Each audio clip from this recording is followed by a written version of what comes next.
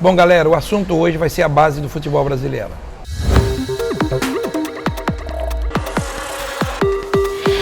Bom, primeiro jogador que eu gostaria de falar da base é o Thales Magno, um garoto de 17 anos, do Vasco da Gama, um atacante, né? Um atacante com uma grande característica, jogador jovem, né? Você vê, eu tenho falado dentro do futebol brasileiro, vamos aproveitar a prata da casa, vamos aproveitar a prata da casa, melhor do que fazer contratações equivocadas.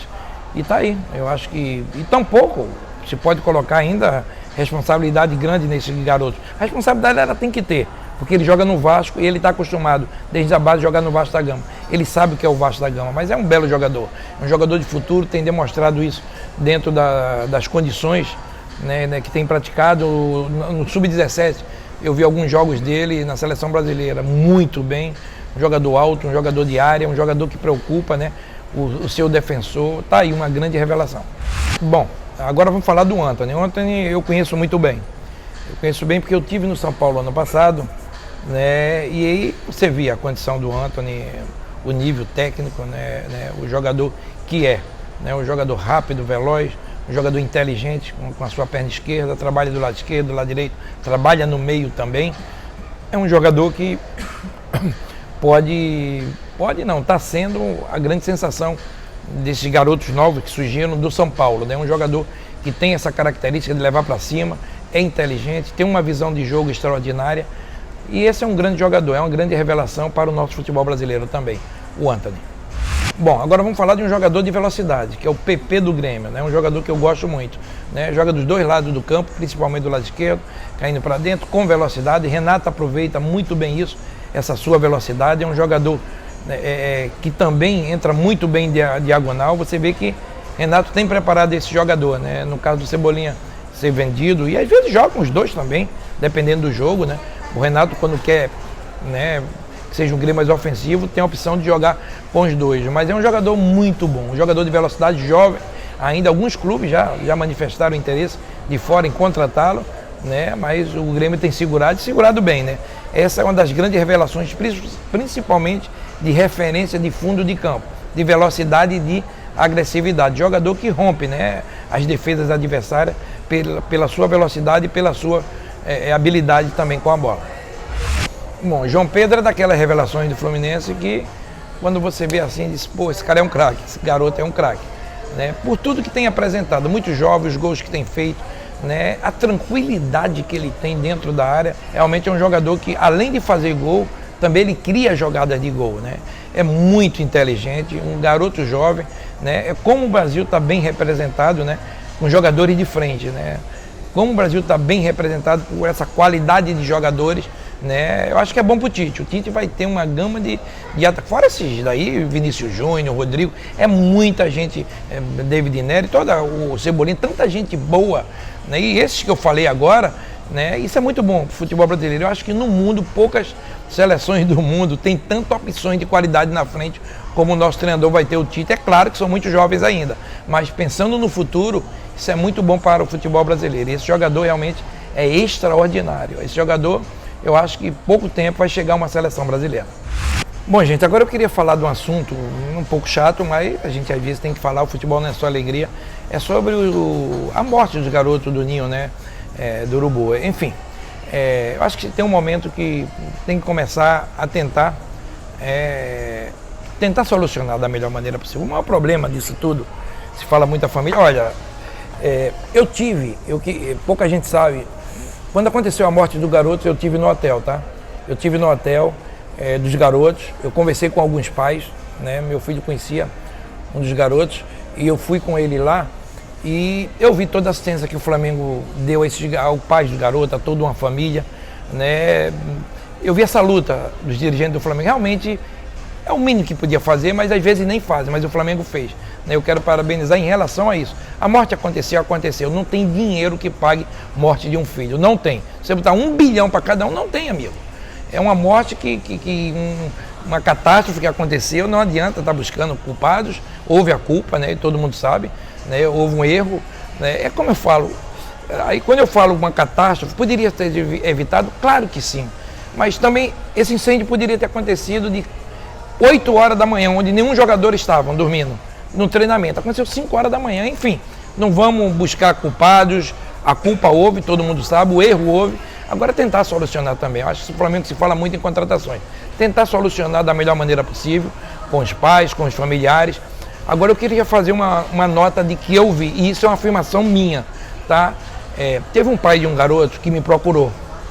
Um pai de um garoto que me procurou e falou, Ricardo, é impressionante. E ele estava muito mal, a mãe, e ele falando para mim, meu filho morreu, eu estou muito mal. E o que tem me ligado de advogados, eu nem enterrei meu filho. As pessoas não têm nem respeito enquanto a isso. Então, gente, cuidado com o olho, cuidado com a ganância. Eu não estou falando, ninguém vai recuperar a morte de vocês. E ele falou uma coisa para mim que ficou marcada. Ele falou, tem parentes que eu não fazia anos que eu não via, estão aqui pedindo para que eu cobrasse fortunas. Eu nem enterrei meu filho ainda. Então aquilo me marcou muito, daquele pai me falando as coisas. Marcou muito. Porque tem muita gente que começa a se meter e que não tem nada a ver com tudo aquilo, né? Mas o pai e a mãe, pessoas que nem sabia que o garoto estavam lá treinando. Então nessa hora os abutres aproveitam. Agora também uma mensagem ao presidente do Flamengo, a todos, estivemos com ele num programa lá com o Benja, né? Tenta solucionar, presidente, da melhor maneira possível, reuniões, tentem fazer reuniões. Acho que o Flamengo é muito grande, o Flamengo tem uma torcida, isso marcou muito. O senhor mesmo um dia lá falou que é uma catástrofe que vai marcar sempre o Flamengo, e vai mesmo. Isso é uma dor que a gente sente, é uma dor na família, nos garotos, na torcida do Flamengo, em todos, mas se fala muito de futebol, mas vamos tentar da melhor maneira possível, se reunir todo mundo, né? As pessoas conscientes também, junto com seus advogados, que tentam a melhor solução, né, para essas famílias. Eu tenho certeza que o Flamengo está tentando o máximo resolver também, né, do que eu conversei com os advogados do Flamengo, né? Coisa coerente, pé no chão, mas eu torço que se resolva, né?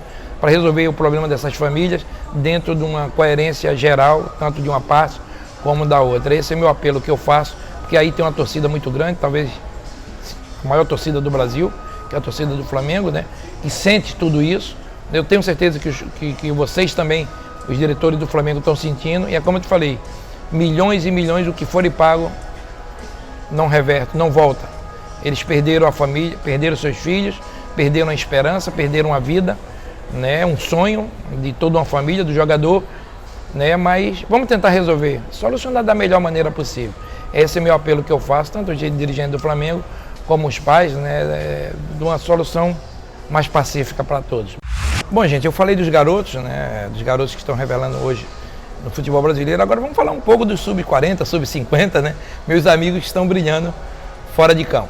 Bom, Juninho Paulista, né? Esse é o primeiro que eu gostaria de falar. Juninho, para mim, a CBF acertou. É um jogador preparado, um jogador que, como atleta, foi um exemplo para toda a sua geração, campeão do mundo, um jogador que se preparou, um jogador que tem um nível muito alto, né? E consegue, né, a CBF, com a saída do Edu, colocá-lo como diretor de futebol. Para mim, uma decisão acertada, de um cara capaz, de um cara que conhece o futebol, que tem lutado para a melhoria do futebol. Sempre conversava muito com o Juninho, e você via isso nele, né? Você pegar o Ituano, onde ele dirigiu, o exemplo que é o Ituano, né? Foi campeão com o Ituano, né?